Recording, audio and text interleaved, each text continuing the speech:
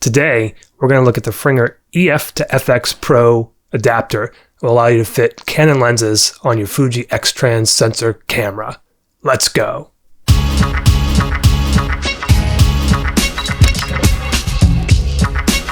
What's up, everybody? Phil with Photo Gear Fun here today. Battling a bit of a cold, sorry for my voice. Today we're going to look at the Fringer EF-FX Pro adapter, which allows you to use Canon lenses, EF and EFS lenses, on your Fuji camera. And if you're new here, please consider subscribing. If you do subscribe, please click on that bell icon. If you are a subscriber, welcome back. We appreciate you taking the time to watch this. We appreciate your loyalty. So what is this thing? It's a $340 adapter that will allow you to take your Canon lenses, EF, full frame, and EFS lenses, and mount them onto your Fuji FX camera or Fuji X mount camera for X-Trans 2 and X-Trans 3 sensors.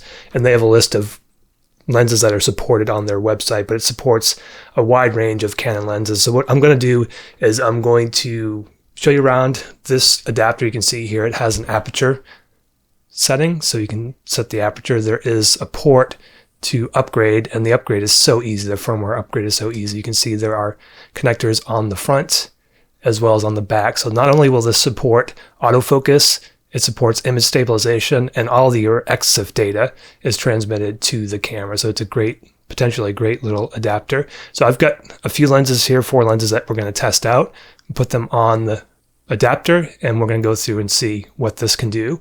We're going to start off with a Sigma 17-50 f2.8. It's a Canon mount lens. So what I'm going to do is show you the autofocus test that I'm doing, and I've got some things set up, and we'll walk through this autofocus test.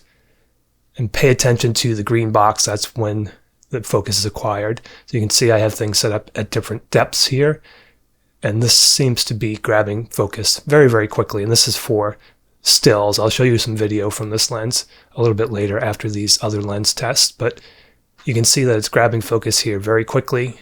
It's very positive with its focus. It seems to be doing a really good job with this particular lens.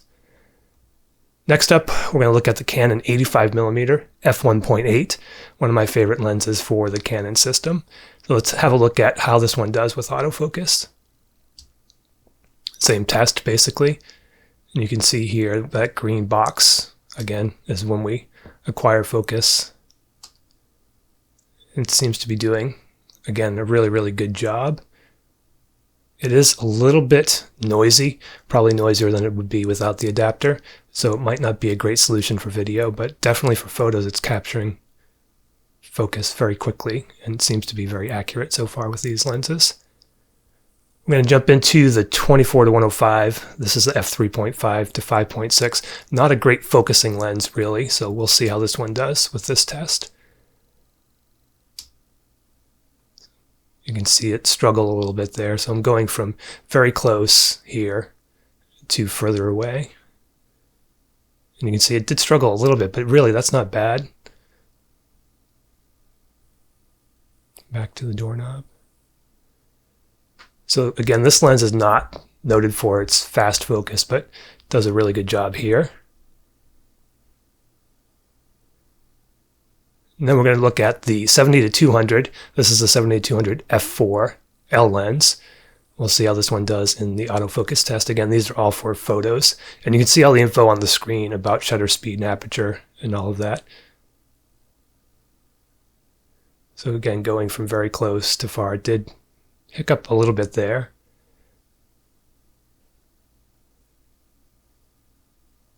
But again, by and large, you can see that this is pretty sure with the autofocus. It, in most cases, grabs it fairly quickly. So that's how this does for photos. What we're going to do now is look at that Sigma 17-50 f2.8 lens for video. And I left the audio in here so you can kind of hear this lens. The lens is kind of noisy, just in case you're thinking about getting this combo for video. It might not be the best unless you're capturing your audio off camera. But here is the autofocus for video. Again, this is on the Fuji X-T3. We'll work on the X-T1 and 2 as well.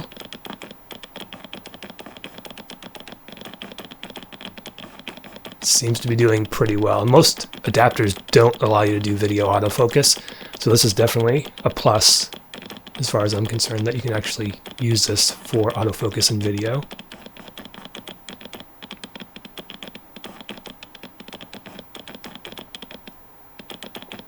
And again, you can hear the noises. I did a review on this lens. It's a great lens for around $300, but it is really, really noisy.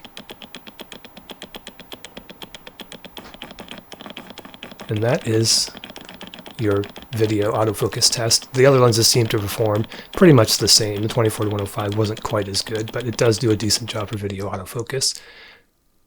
My conclusions, I can highly recommend this, especially if you've got the XT3, this Fringer EF-FX Pro. It's on the pricey side, but if you consider buying, let's say, a Fuji lens that is the 17 to 50 equivalent roughly, f2.8, that is a $1,000 lens or more. I had got this Sigma lens that you're seeing here for $300. The adapter was $350, so now we're at $650. I think it's a great adapter, and firmware updates are easy. They seem to be updating it quickly and often. This is Phil. Get out there and have your photo gear fun. Thank you so much for taking the time to watch this video. Please subscribe if you haven't already, and we will see you again in the next video.